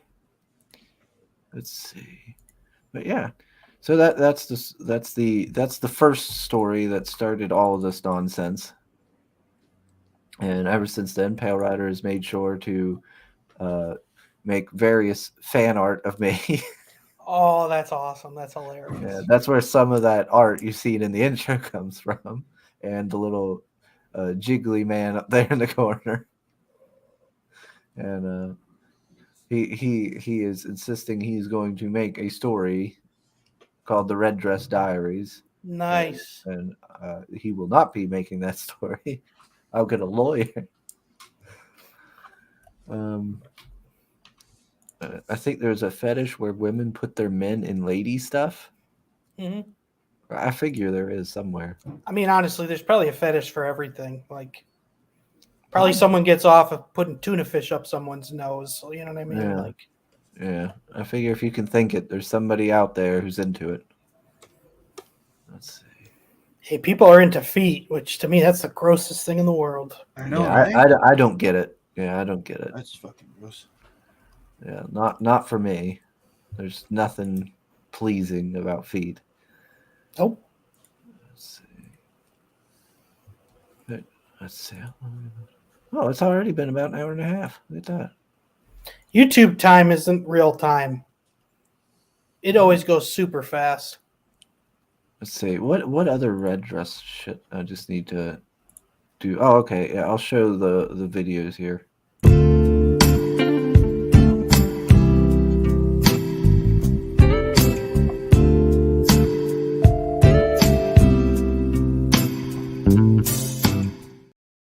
that would be Red, good old Red Gaze, doing that, causing me no end of grief. Which he makes sure half the time to play that on half his videos just to Mhm. get at Yes, me. I have seen that video before. I have. Yeah, I think yours was the one where he almost went the whole stream without actually mentioning me or anything, and I was like, "Is this going to be it? Is this going to be the stream where he finally doesn't go and drive me insane?" And then boom, he does it. I was like, "Gosh dang it!" I was like, "Why, why, Red?" And what was another one? Let's see. Oh yeah, me, Katie. You have alpha, you have beta, you have gamma, then you have Chris. Of course. Yeah, I haven't seen that one. That's... Yeah. Let's see. I'm trying to think of what else. There was let's see, Katie drew me into one where it was me riding Gretchen, which was a wolf with a bra and stockings on. Nice. Oh Lord, they do some silly stuff. So how long has people known about this story? Oh God, it's been what now, like a year or something? Ooh, It's still going. you should have never let it out. Yeah. So there's stories you haven't let out yet that will be probably let out sometime down the line. Probably. I figure there'll probably be other things. But I've told other stories, like let's see. I told him about like the girl I lost my virginity to was a chick with a biohazard tattoo on her ass. Oh my god! Yeah. Like on one of the cheeks, or like in the slut? One of the cheeks. Oh my god, that's Yeah. terrible. Yeah. I was like yeah, like because I didn't know about it until like the time it was happening. I was like, wait, what? I was like, what? Why would you have that on there? Oh my god! But she was interesting. She had a ton. She had that tattoo. She had like a ton of piercings, like a shit ton. Like all of her ear was pierced. I think she had like the bull like nose piercing. Mhm. She had like a piercing here. Her nipples were pierced. Like it was a shit ton of piercings. Like I can't remember how many, like 30 some piercings or something. Oof. Yeah. Yeah, you're right. That bull thing was like early 2000s. Tons of people had that. Yeah. Yeah, she had like some nose piercings. I think she had what do they call them? Gauges. She had some gauges. What else? I don't know how people get their eyebrows pierced. My God, that has to be Mhm. horrendously painful. Yeah. Yeah, she was she was something. Yeah. She ended up cheating on me with two men at the same time. That was Was it like because you wore the red dress? Was that the deal breaker? I don't know. Well, I think what it was like, yeah, I would go up and see her like once a week or so, because this was a distance away, and I'd spend the weekend with my brother, and so that first time we did it and everything, and then like the next week, my brother's like, he told me not like I think it was like a week later. The next week I came up, my brother's like, don't do anything with her this week. Don't do anything sexual or nothing like that. And he's like, because he was thinking she was bad news because of stuff, because he worked in that area and he'd seen her around and stuff like that. And he's like, so don't do anything sexual and see what happens. Yeah, if she does care about you, it'll be fine. So I didn't, and then yeah, when I came back, she was yeah. I had found out she was banging two men at the same time. I walked in, like I think it was like I showed up one day a little early, like unannounced. I think like the third week or like the couple weeks after that, and then yeah, I was like, oh, okay, two guys. Well, that's something. It was wild. Let's see. Let me look here. You just talked that tuna stuff into existence? I don't think I made that into. That's been before I ever said it. Come on. There's definitely people that.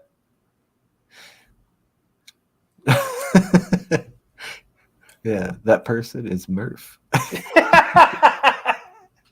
That's not a bad idea. Let's see what Yeah, happens. let's see what happens. Oh Why not? gosh, I can only imagine, man.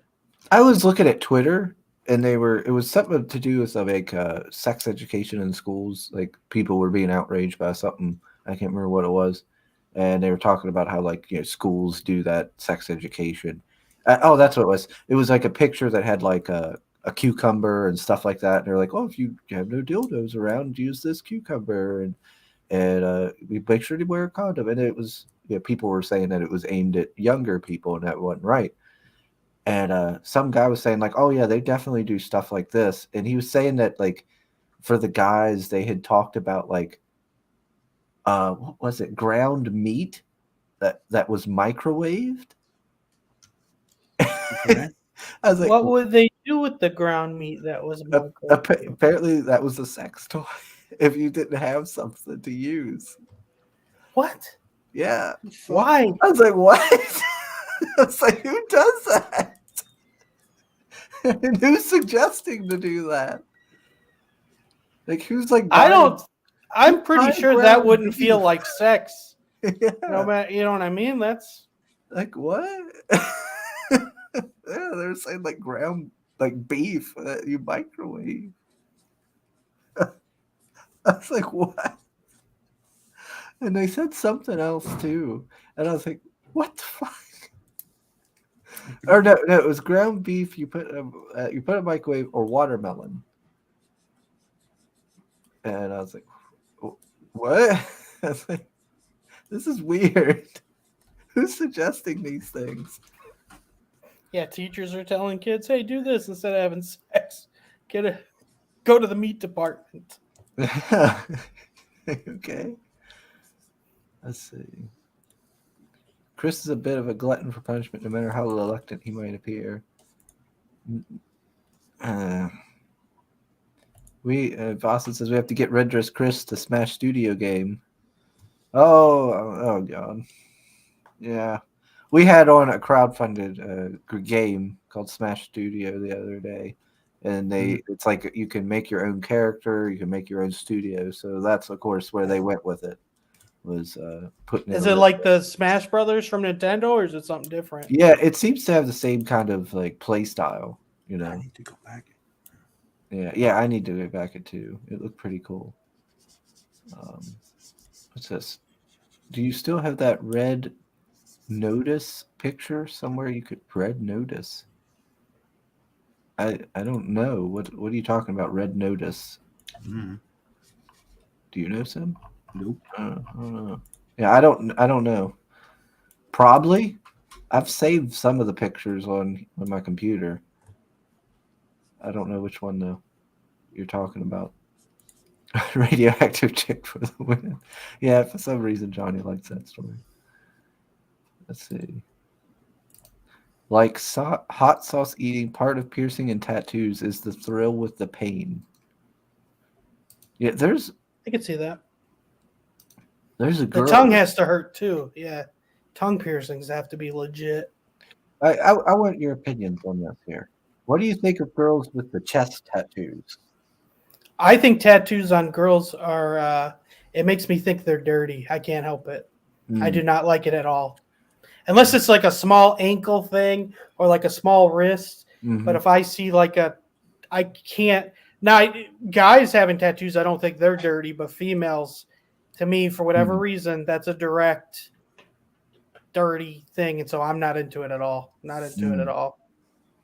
Yeah, see, I'm not into a lot of tattoos on a chick, and I really don't like face or chest tattoos on them, especially face. It turns me off to them pretty quickly. I'm not into it. Yeah, like if it's something small, like a word or something, or like those Chinese or Asian symbol. If it's small and they don't have a bunch of small ones, like if they have one or two Mhm. that would.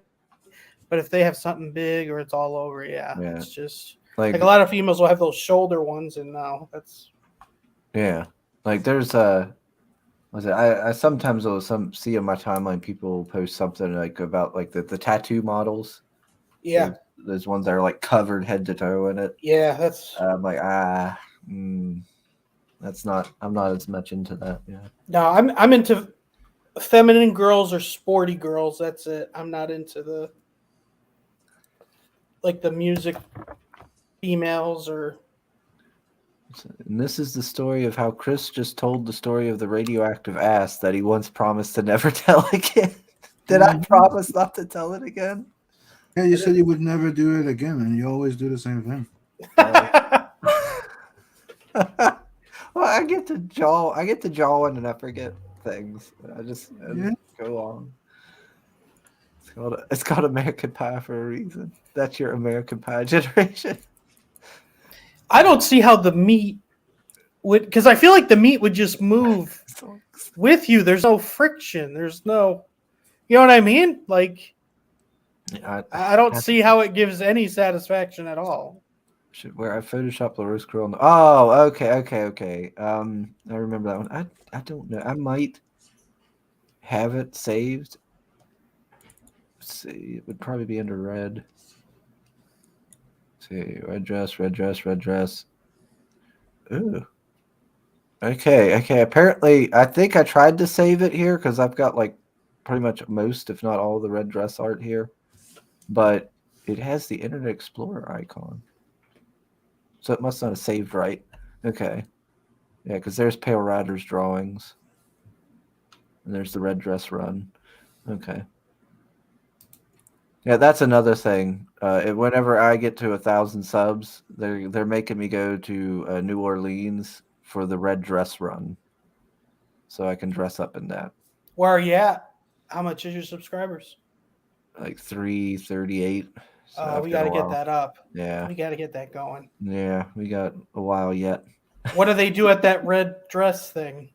I think it's like a big run. You know, like a kind of like a run. Like you run down a mountain or something, or no? Well, I don't know. Like I haven't looked at as much into it because like it was a Pale Rider thing that he introduced us to.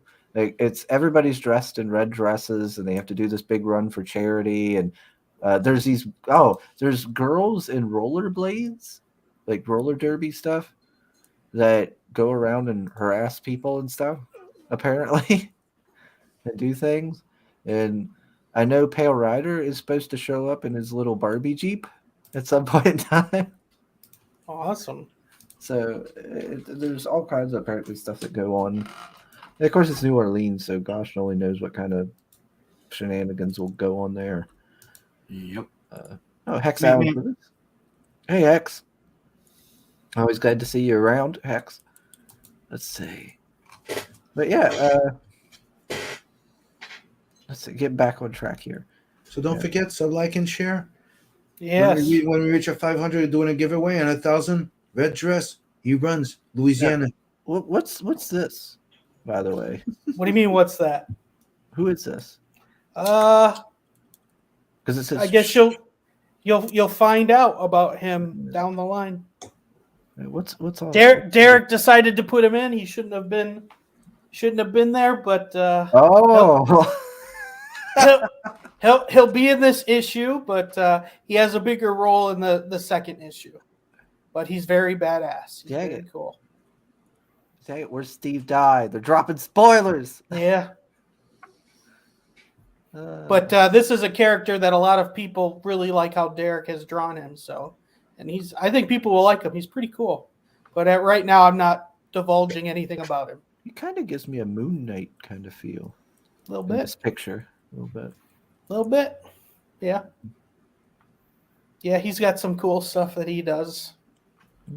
So there's a lot of unexplained mystery things to kind of tantalize us here.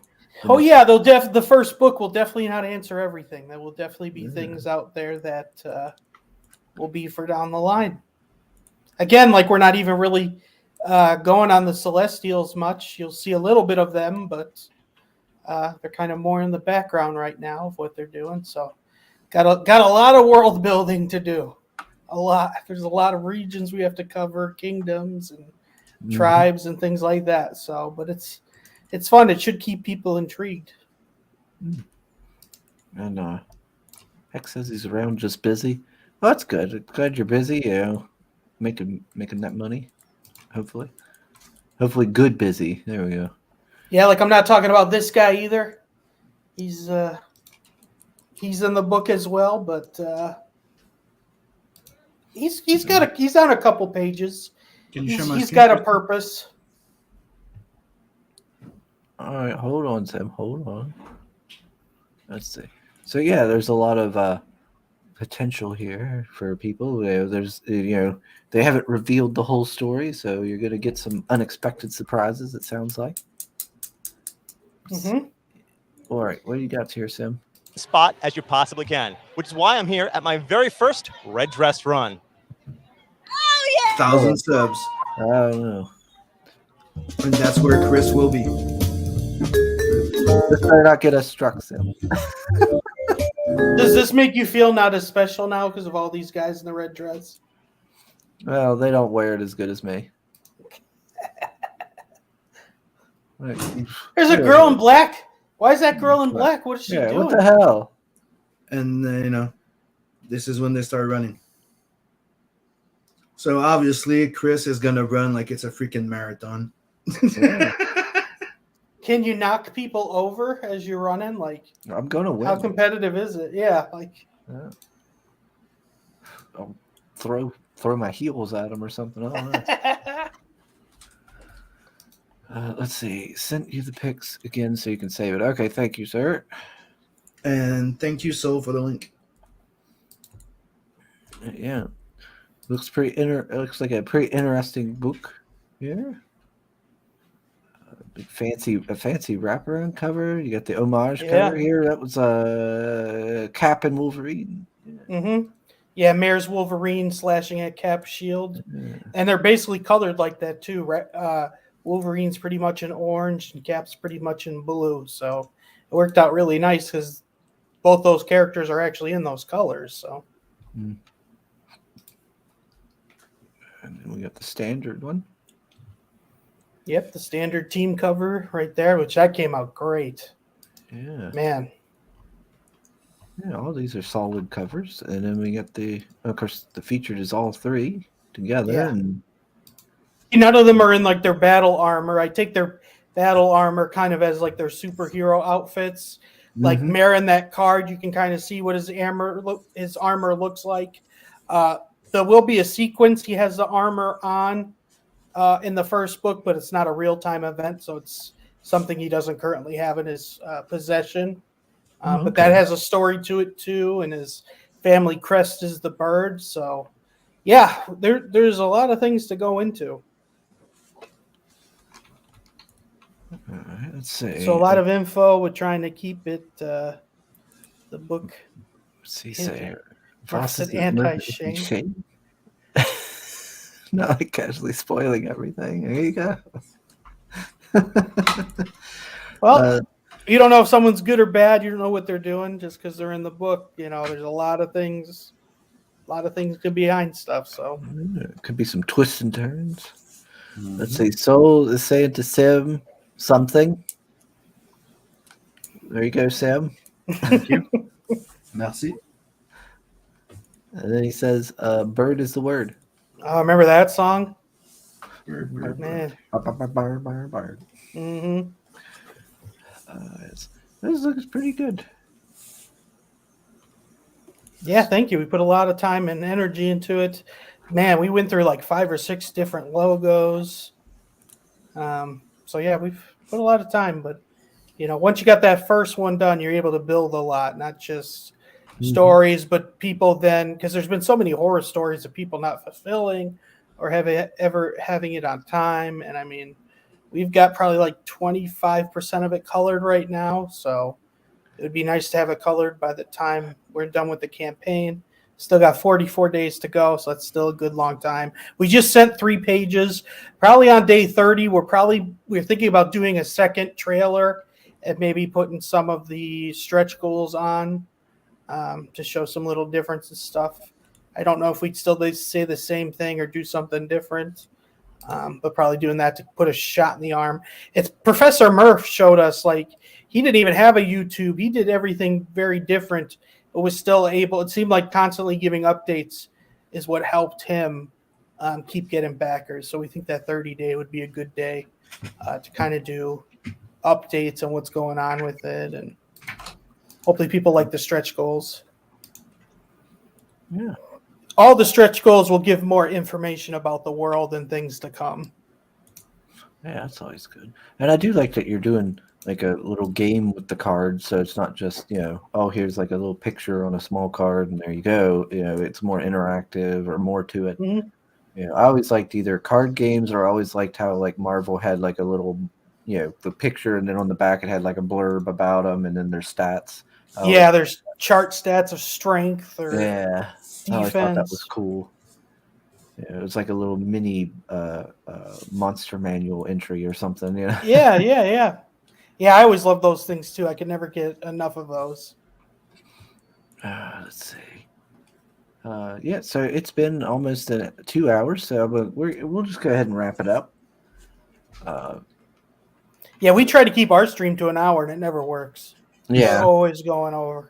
Yeah, I always try to tell myself an hour and a half, and then it always goes over a little bit. Uh-huh. Depending on the guest, sometimes it goes over a lot. Yeah. If we get like Figaro on here and stuff, like it can turn into like a 2, 3, 4 hour stream. That's awesome.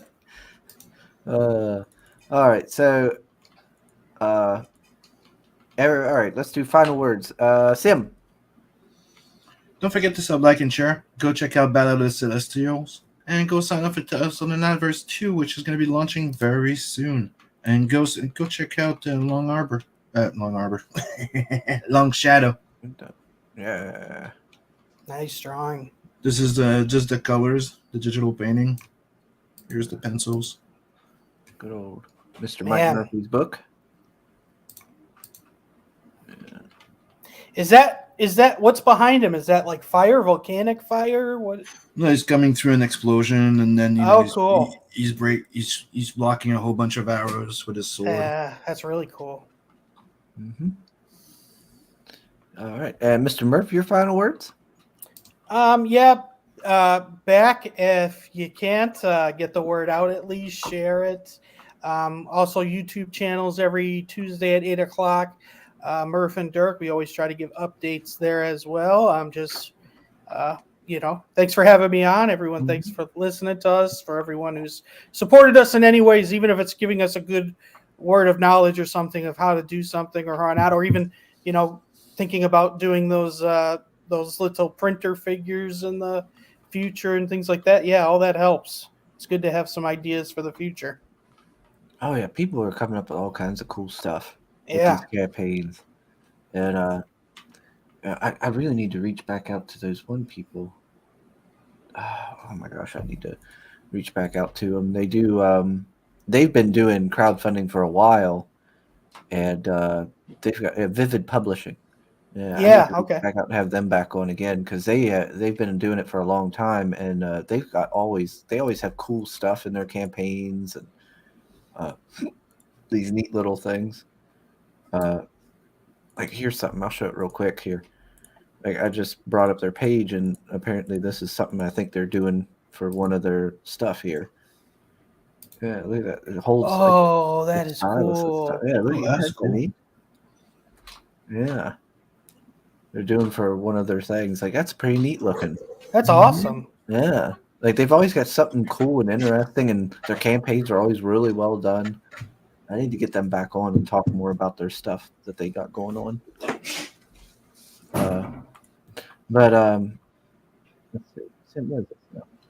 I just wanted to give you a little glimpse of the campaign I'm working on. So this is a campaign that people will sign up. That's a Tales from the Nightverse 2 campaign, 90-page anthology. So we're starting with 90 page. There's going to be 3 covers. One's exclusive to the campaign, and that's that little heavy metal. That's only for, Indiegogo and you guys backing it. So here's the main cover. Nice. me That guy and ink gets shot a spots. lot. Then you have this cover here, which is the group shot. 'Cause I have a group shot with every issue because since it's an anthology with different stories, I like to show the new characters that are introduced or highlighted in there. Then you have this one that's the exclusive. And then you're gonna have a whole bunch of sample, the stretch goals. Nice. Yeah, I'm working on it. The cover's not finished. Scotsman's finishing it. That's just a place, but there you go. Ooh, that looks cool. You have Metal Valkyrie, and then you have this.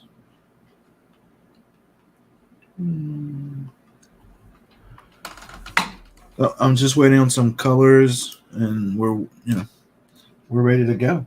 And if you don't Nice. mind, I could run the video when we close. Oh, okay. Let's see. Like, share, and sub. 1,000K 2024. We might hit 1,000 subs by 2024. You're very optimistic, so I like that. All right. Yeah. So thanks everybody for joining us in the chat. Thanks, Mr. Murph. Thanks for having me on. I appreciate you joining us. I appreciate you reached out to me, didn't you? Yeah, I just started. I took Dojo Kun's streamer schedule and just started texting everybody basically who was on that. So I appreciate that. Let's see. Bring up Sims. All right, and we'll see you guys on the next one.